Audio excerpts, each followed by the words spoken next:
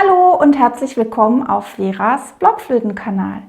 Heute möchte ich euch mal was erzählen über sehr hohe Töne, bei denen sogar dieses Loch geschlossen werden muss. Falls ihr mich noch nicht kennt, mein Name ist Vera Petri und ich gebe euch Tipps zu gutem und schönem Blockflötenspiel.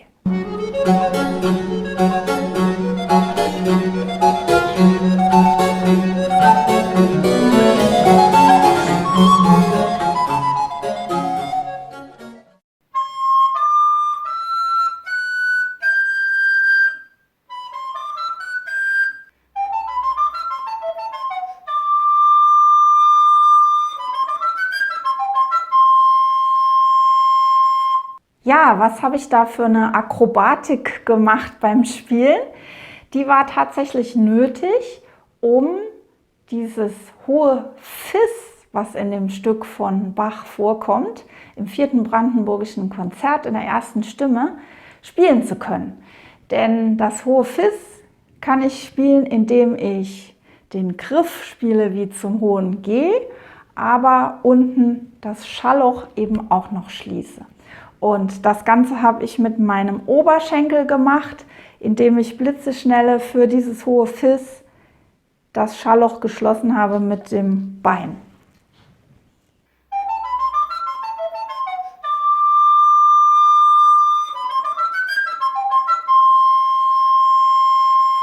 Ja, es gibt noch andere hohe Töne, noch höhere Töne, die auch so gespielt werden. Haltet euch mal die Ohren zu, es wird ein bisschen schrill jetzt.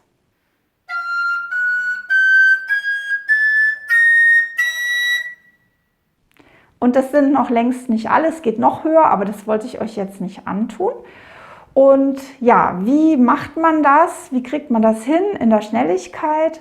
Und um welche Griffe dreht es sich eigentlich? Also in der Praxis kommt fast immer nur oder am häufigsten das hohe Fis vor. Damit meine ich jetzt unser drittes Fis. Also wir haben ja hier ganz unten auf der Altblockflöte ein Fis. Wenn ich alle Finger drauf habe und den letzten nur halb, dann haben wir eine Oktave höher dieses Fis und dann eben dieses mit dem gestopften Schallloch. Wenn ich jetzt diesen Griff hätte, ohne dass ich das Schallloch schließe, würde es so klingen. Und das ist ein hohes G. So, jetzt aber mal der Reihe nach. Also das kommt zum Beispiel im 4. Brandenburgischen Konzert vor von Bach. Es kommt auch in der Sonate Bachwerkeverzeichnis 1034 vor, von der ein kleines Stück in meinem Intro am Beginn der Videos immer ist. Das spiele ich da spiele ich den zweiten Satz. Hier im Beispiel hört ihr ein Stückchen aus dem 4. Satz, wo auch das hohe Fis vorkommt.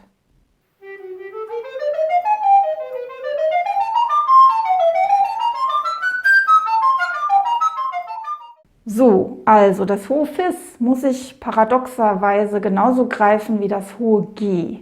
Jetzt wollen wir mal schauen, wie ich das hohe G spiele. Also das ganz tiefe G wäre so, das mittlere G so und das hohe so.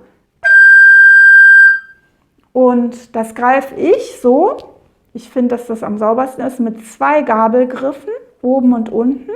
Hinten natürlich leicht geöffnetes Daumenloch, nicht halb, aber ein Stückchen geöffnet. Und unten nehme ich dann noch den halben kleinen Finger dazu, weil das auf den meisten Altblockflöten, jedenfalls die mir jemals begegnet sind, sauberer gestimmt ist. Also das kann ich euch erstmal zeigen. Die 3 Gs im Vergleich, wenn ich das hohe G ohne den kleinen da unten greifen würde, ist es meiner Meinung nach zu hoch.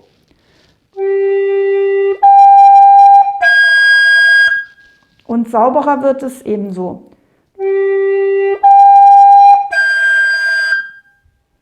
So, also das ist der Griff. 2 Gabelgriffe, halber Daumen oder geöffneter Daumen und der halbe kleine Finger, der übrigens auch dazu beiträgt, dass dieser Ton besser anspricht.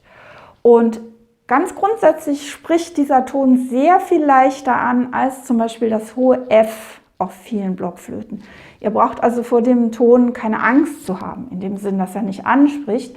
Er braucht bloß einen schnellen Luftstrom. Ihr müsst also mit Geschwindigkeit blasen, gar nicht mal laut. So, und diesen Griff nehme ich dann, der klingt wie gesagt normalerweise so, und dann stopfe ich ihn unten zu. Und schon ist er einen halben Ton tiefer. So, jetzt kommt erstmal eine Gefahrenwarnung.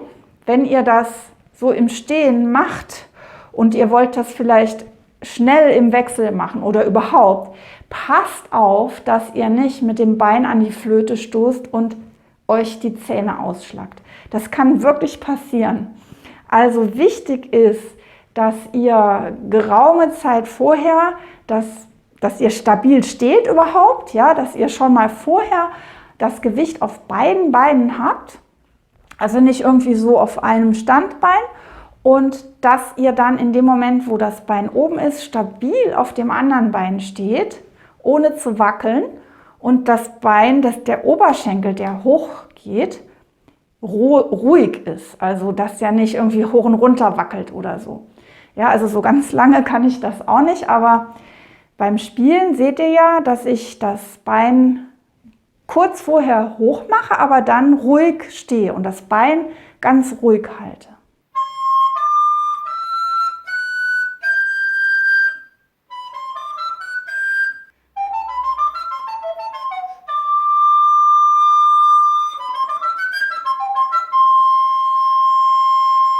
Würde ich das nicht machen, würde es erstens mal nicht klappen, denn das Loch unten muss ganz exakt zugeschlossen sein.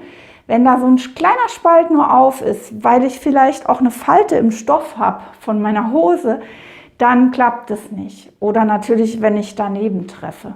Also das ist wichtig, dass ihr ruhig steht, das Ganze ruhig macht. Und wenn ihr auch nur diesen Ton einzeln ausprobieren wollt, dass ihr ganz ruhig steht und das Bein erstmal hebt. Das habe ich jetzt. Ich weiß nicht, ob ihr das sehen könnt ihr nicht sehen. Aber Moment, also nochmal. Gut stehen, stabilisieren, das Bein hoch, ist also ein bisschen Sport.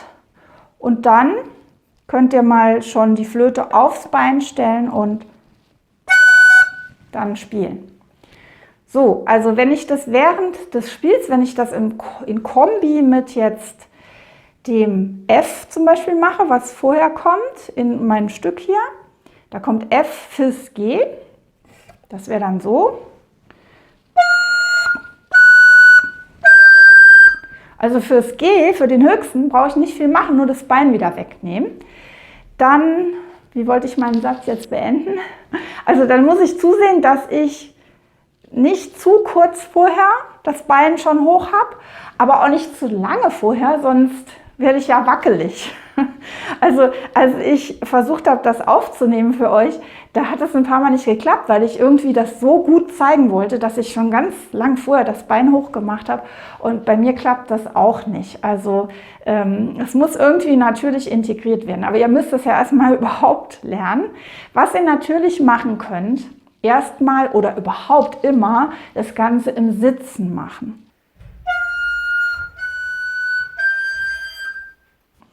Da müsst ihr bloß aufpassen, dass ihr gut sitzt, dass euer Oberschenkel gerade ist und nicht irgendwie abfällt nach vorn oder hinten, weil euer Stuhl zu tief oder zu hoch ist, und dass ihr richtig gut gerade sitzt auf euren Sitzbeinhöckern im Po, so dass ihr auch wirklich dieses Loch ganz zumachen könnt.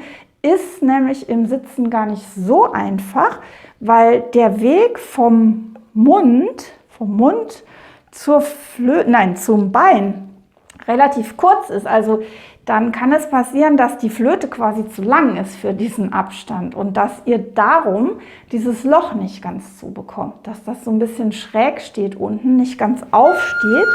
Also quasi dieses hier anstatt so, und dann klappt es auch nicht. Deshalb mache ich das sowieso lieber im Stehen. Ich spiele sowieso lieber im Stehen, aber auch das mache ich lieber im Stehen. Wie gesagt, passt auf eure Zähne auf.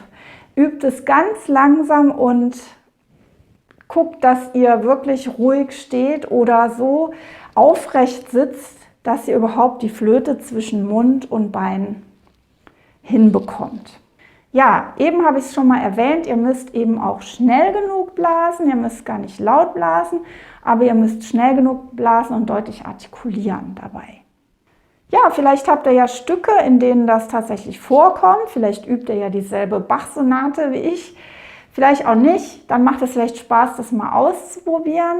Wie gesagt, denkt an eure Schneidezähne dabei und es ist auf jeden Fall eine gute Übung für hohe Töne, denn der Vorteil dabei ist, dass man so abgelenkt ist und fokussiert auf diese Sache mit dem Bein, dass man sich nicht so einen Kopf macht, ob der Ton prinzipiell anspricht. Und wie gesagt, dieses G oder in dem Fall dann Fis oder auch Ges natürlich, weil enharmonisch verwechselt wäre das ja jetzt der gleiche Griff, ja, ist wie gesagt in der Ansprache gar nicht schwer. So, ich hoffe, ihr verzeiht mir das, dass ich von Anfang an nur Fis gesagt habe und nicht Ges. Aber in den Stücken, die ich jetzt als Beispiel habe, kommt eben nur das Fis vor. Ja, ich bin mal gespannt, ob ihr schon mal Erfahrung hattet mit sowas. Ich hatte einige Anfragen bekommen, um das mal zu erklären und zu zeigen. Jetzt bin ich gespannt, ob ihr damit was anfangen könnt. Vielleicht haben manche von euch das noch nie gehört. Vielleicht haben sich einige gefragt, warum manche Blockflötisten auf der Bühne so komische Verrenkungen machen. Dann wisst ihr das jetzt.